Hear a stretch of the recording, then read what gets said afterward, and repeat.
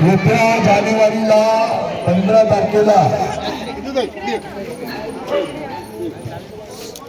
15 तारखेला ठाणे महानगरपालिकेच्या निवडणुका लागलेल्या आहेत।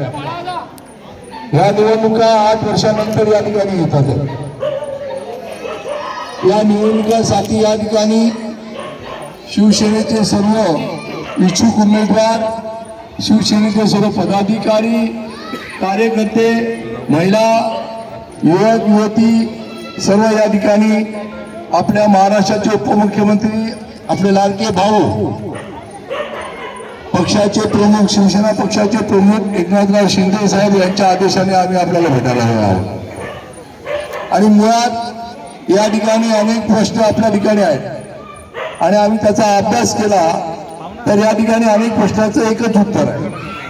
आपल्याकडे प्रश्न आहे की कुठल्या ठिकाणी पाण्याची कमतरता होते, कुठे कुठे पायवाटा झालेल्या नाही आहेत, कुठे कुठे संडास बाथरूम या ठिकाणी बांधलेली गेली नाही आहेत, कुठे कुठे दिवापत्तीची अडचण आहे गल्ली बोळ्यामध्ये, असे अनेक प्रश्न या ठिकाणी आहेत। आणि म्हणून या ठिकाणी या 5 वर्षामध्ये काय करायचं याच्यावर एकनाथराव शिंदे साहेबांनी मीटिंग घेतल्यानंतर या ठिकाणी आपल्या समोर भेटायला आलेले सर्व मातबर शिवसेनेचे पदाधिकारी, इच्छुक उमेदवार यांनी एकच सांगितले की या 5 वर्षामध्ये हा प्रश्न कायमचा मिटला पाहिजे, या भागातल्या समस्या संपल्या पाहिजे।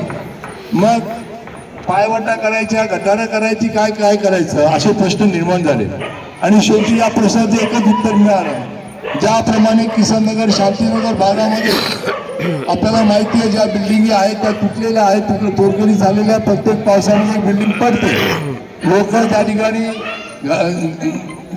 त्यांना घरं मिळत नाही, नंतर त्यांना कुठे कुठे जावं लागतं। आणि म्हणून त्या ठिकाणी आता क्लस्टरच्या माध्यमातून एकनाथराव शिंदे साहेबांनी 2 निर्णय घेतला आहे। त्या निर्णयाचा जवळजवळ पूर्णत्वास झालेला आहे।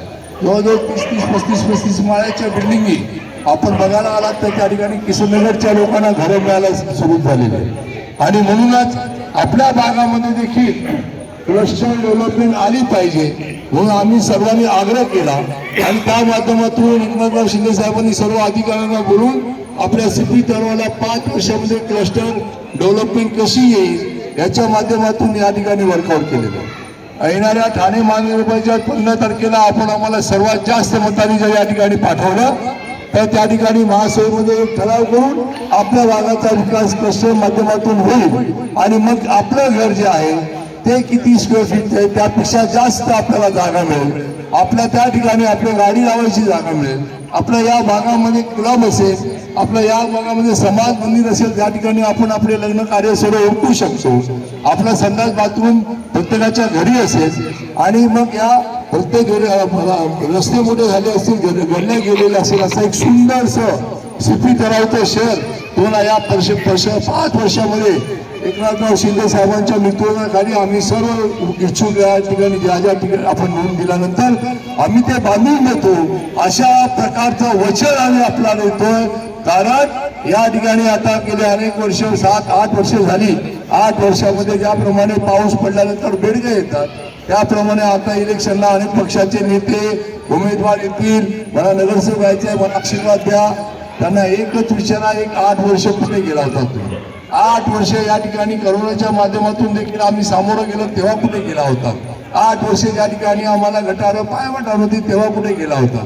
या ठिकाणी तुम्हाला माहिती आहे या गावामध्ये या ज्या लाईटी लावल्या गेल्या या लाईटी देखील शिवसेनेच्या माध्यमातून या ठिकाणी लावल्या गेलेल्या आहेत। त्याच्यामुळे क्लस्टर डेव्हलपमेंट हा आमचा एक ध्येय आहे आणि तो झाला तर या सर्व प्रश्न सुटतील।